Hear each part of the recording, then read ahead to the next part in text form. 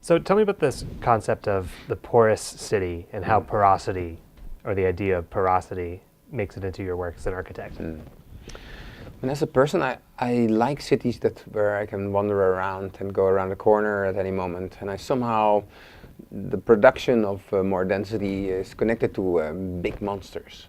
And so to make them more open allows for wandering through in a better way, but also makes them also higher up, more collective, more social, because you can go outside, you can drink, you can smoke, you can meet others at that moment, and it makes those buildings more friendly in that way. And last but not least, this porosity or this openness allows also for ventilation, or also for vegetation in that way, and that helps enormously in the climate of the city. So that's the background of the porosity. How does that apply to a tall building? Because it makes sense that a building would be porous, inviting when it's human scale, but it's a perennial problem of super tall, mega tall buildings that they're monumental, they're not inviting. So can a tall building also be part of this porous city? Oh, sure. I think mostly the economics of the current way of dealing with towers lead to the monsters that we can see at that moment. There's a desire needed to make that possible, and so I try with with the Y Factory in that way to convince clients through research that its end gives advantages for the climate, but also that it's structurally possible in that way. I mean, in general, towers are like monsters that just are standalone. So it's not only the porosity counts also for the interior of the tower. Secondly, also the porosity counts also for to connect them in a way. And now you go into a building, go up and go back again, and you don't see people in that way. So at the moment that we also make connections higher up to other buildings, then at that moment also the city becomes more accessible, more porous in that way. So that it's not only of imploding, I would say, it's also about exploding. So are you talking about sky bridges and connections between buildings at height? Share programs higher up, because that makes it also better in terms of escape. It makes it also certain kind of elements that you have higher up also more feasible in that way, and ultimately also the structure becomes stronger. Yeah. I also wonder about different programs. Normally in a tall building you have offices for 30 stories and then maybe a hotel if it's mixed use, but discrete blocks, and there's not a ton of connection between them. What sort of opportunities does it provide to an architect, this idea of a vertical city that might have more porosity throughout the building? Public space in the 90th floor. That's not just an observation deck, for example. What kinds of opportunities do you find exciting as a designer in that regard? Well, the general excitement of making public spaces higher up is that you are going there and that you don't stay on the lower areas. And secondly, it gives also an address for the users of the building. If there's an hotel higher up that has somehow a kind of plaza that you can share with others, that makes also that you use them better and more intensely, and that there are more coincidences going on in that way, and that has a benefit for the users of the building. Second part of your question is the mixage of program. Yes, normally we make buildings that or are like a stack of the same function in that way, like an extrusion of the same floor plan. Housing does that a lot. And we tend to, because of the size now, more and more to think about mixed programs, but they're not visible as such. You don't read them as such. So if you want to sell out or you want to, then where is my property? It's always a question. And somewhere there on the 43rd floor in that way. And somehow you can use also that kind of mixed program to make more identities in the building, to allocate more where you are, and to surround, say, these new public spaces also with new addresses. I like the notion of coincidence that you brought up. How do you design for coincidence? Because don't you want, or don't clients probably want, some predictability?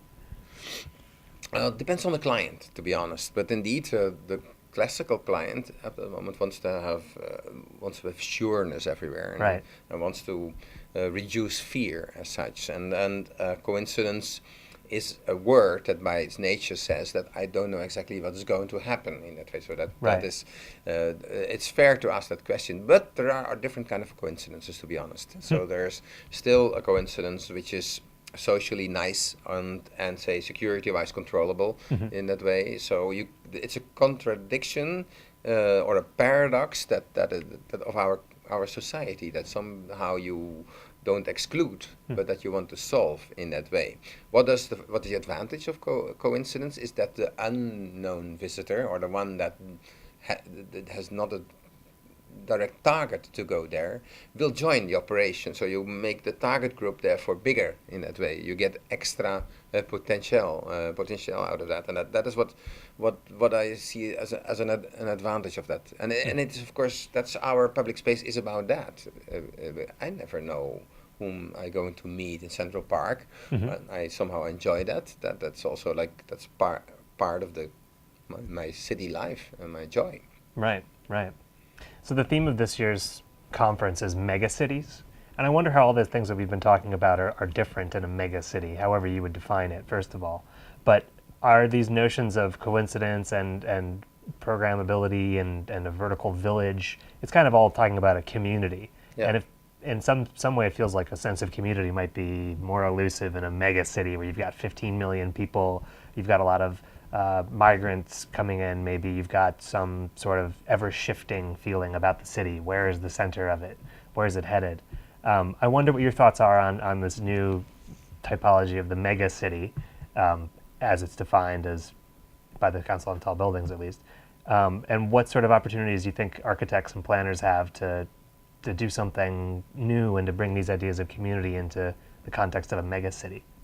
What is striking to see on all the lists of happiness in the planet, that the cities where people are the most happy or wealthy in that way are the smaller cities, say Zurich, Stockholm, Amsterdam, and that so somehow people enjoy that in that way a lot, and so this kind of small scale in combination with good health and good economy in that way.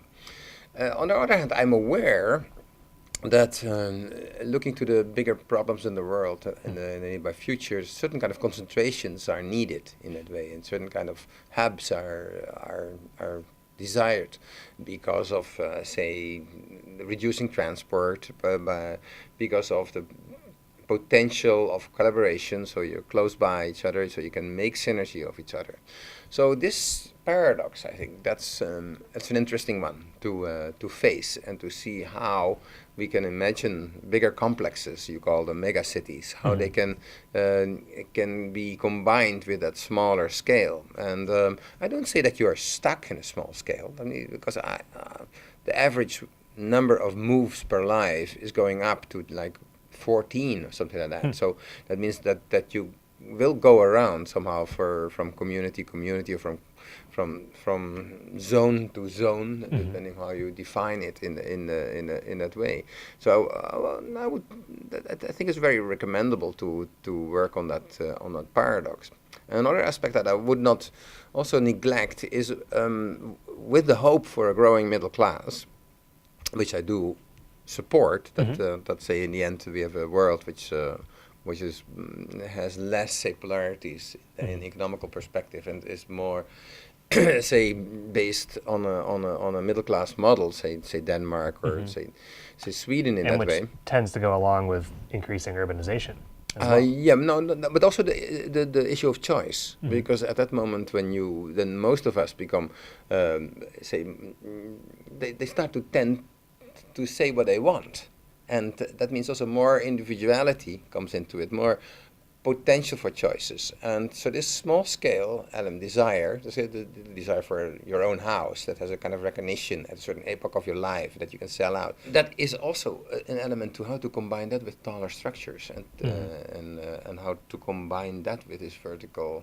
say, village feeling that I was lying to suggest. So how to combine the individual component with density. That's Right. what I would like to investigate and to make. Right. So I guess we don't really have an answer yet for how we can combine those elements with density.